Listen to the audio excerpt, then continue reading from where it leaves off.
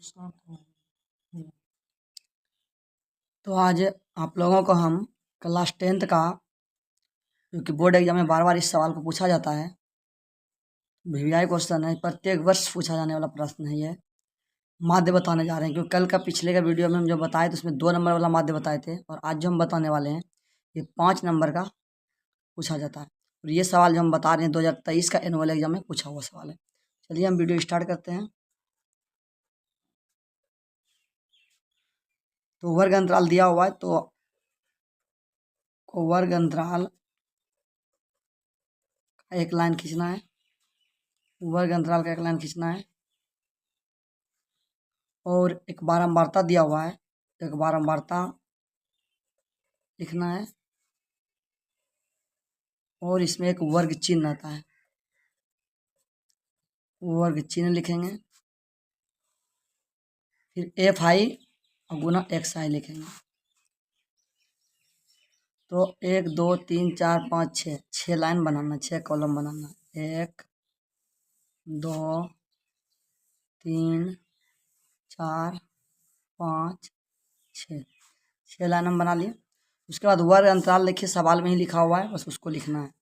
5 से 15 दिया हुआ है, इसको से पढ़ते हैं। 5 से 15 है, 15 से 25 है, 25 से 35 है, फिर 35 से क्या दिया हुआ है, 45 है, और फिर 45 से यहाँ पे दिया हुआ है 45 से 55 है,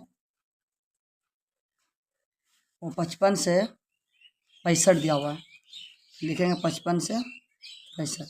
तो वर्ग अंतराल वाली सवाल में ही आपको दिया हुआ रहेगा, तो हम लिख लिए।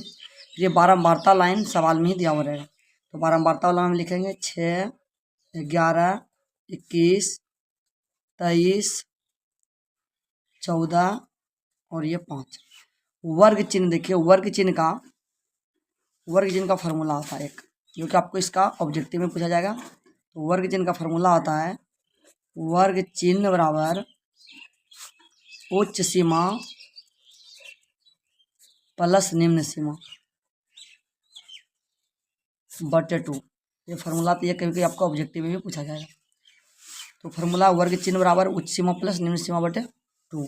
चलिए, वर्ग चिन्ह उच्च सीमा हम शुरू वाले को और बाद वाले को उच्च सीमा वर्ग सीमा निम्न सीमा बोलते हैं। इन दोनों को जोड़ेंगे, 15 और 5 क्या हो जाएगा 20, और इन दोनों को जोड़ करके 2 से हमेशा भाग देना, क्योंकि वर्ग चिन्ह का फॉर्मूला में ही 2 लगता है। तो 15 5 20, 20 में अगर हम 2 से भाग देंगे तो 10 आएगा। 25 और 15 को जोड़ेंगे, इन दोनों को हमेशा वर्ग वाले अंतराल को उच्च सीमा और निम्न सीमा दिया हुआ है, इन दोनों को जोड़ेंगे। 25 और 15 कितना हो जाएगा 40, और 40 में 2 से हम भाग देंगे, कितना हो जाएगा मेरा 20। 40 में 2 से भाग देने के बाद क्या आएगा 20 आएगा।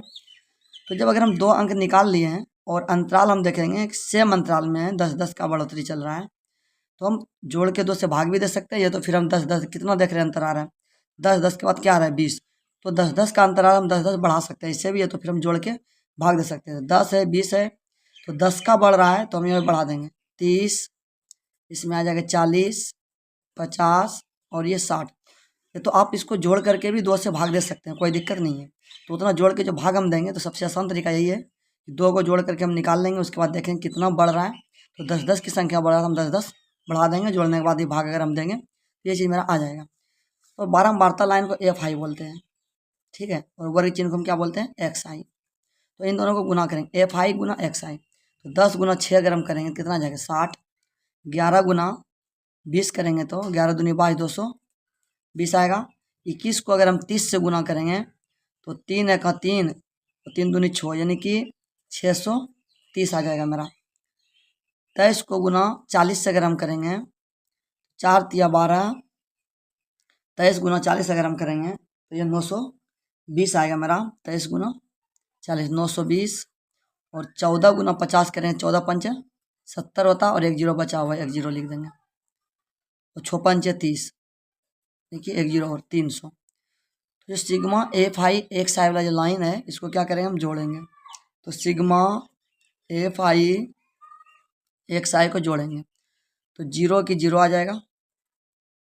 6 2 8 8 3 11 11 2 13 13 के 3 हाथ में कितना बचा 1।